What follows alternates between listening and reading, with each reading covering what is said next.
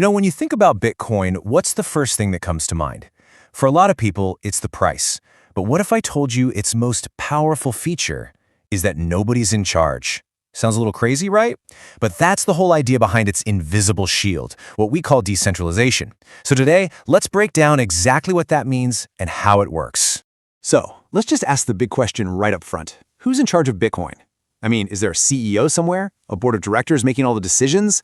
The answer, and this might surprise you, is nobody. And the wild part is, that's not a bug. It's a feature. In fact, it's probably Bitcoin's greatest strength. Okay, but how can no boss possibly be a good thing? Well, to really get it, let's flip the script for a second and think about the alternative. What happens when you do have just one person or one company with all the power?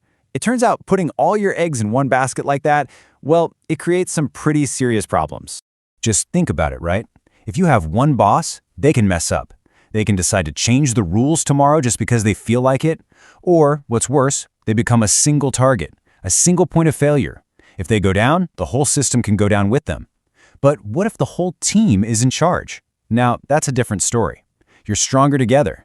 Everybody has to agree on the rules, and there's no single weak spot for someone to attack. Okay, that sounds great in theory, but how in the world do you actually run something with no boss calling the shots? Let's forget all the complicated tech for a minute. I want to tell you a really simple story to explain this big idea. All you need to picture is a magic shared notebook. So, here's the deal with this magic notebook.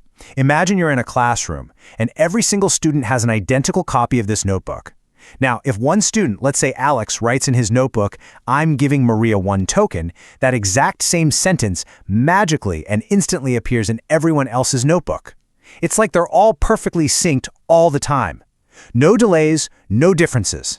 And here's how it would work in practice. First, someone adds a new entry. Boom, step 1. Instantly, it shows up on all the other copies. That's step 2. But here's the really important part. Step 3. The whole group has to look at it and agree, yep, that looks right. Alex had a token to give. Once everyone gives the thumbs up, that entry gets locked in. Forever. You can't erase it, you can't scribble it out. It's a permanent, totally verified part of the group's history. Now, believe it or not, that simple story you just heard, that's pretty much the key to understanding how Bitcoin works. That little magic notebook is the perfect analogy for the powerful technology running underneath it all. So, let's start connecting the dots. Let's just map it out, side by side. Our magic notebook, in Bitcoin's world, that's called the blockchain. It's just a public shared record book or ledger. The students who all have copies? Those are the thousands of computers all around the world on the Bitcoin network. We call them nodes. And those entries in the book, like Alex gave Maria a token? Yep, you guessed it. Those are Bitcoin transactions. See? It's the exact same idea. A shared, verifiable record. It's just that in Bitcoin's case, it's powered by some very clever technology instead of actual magic. So, if you take away just one thing, let it be this. Bitcoin is basically a digital version of our magic shared notebook. That's all it is at its core. It's a record book of transactions that isn't owned by a bank, isn't controlled by a company. It's shared and double-checked by everyone on the network.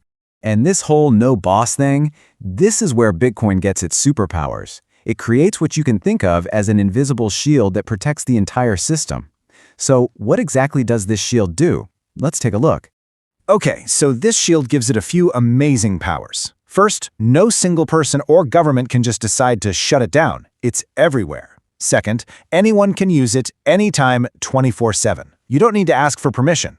Third, the rules are set and they're predictable. One person can't just wake up and change them. And finally, and this is a big one, it is incredibly secure. Because to cheat the system, you wouldn't just have to trick one person. You'd have to trick thousands and thousands of computers all at the same time all over the world. And that is, for all practical purposes, impossible. And when I say thousands, I'm not kidding. We're talking about a network of over 40,000 public computers, those nodes we mentioned, spread out all over the planet. Every single one of them holds a copy of that notebook, acting like a guardian, constantly making sure everything is legit. There's a really great way to think about this. Instead of having just one person guarding a castle, imagine you have an entire city guarding it. That's the power of decentralization right there. Security in numbers spread out all over the place. Okay, so this is all really cool tech, I get it, but why does it matter? Why should you care about any of this? What does it actually mean for us in the real world? It matters because, really, for the first time in history, we have a way to store and send value digitally that isn't controlled by a bank or a big tech company or a government. It's a system that belongs to its users. It runs on math and agreement, not on the decisions of a few people in a boardroom. It answers to the network, not a central boss.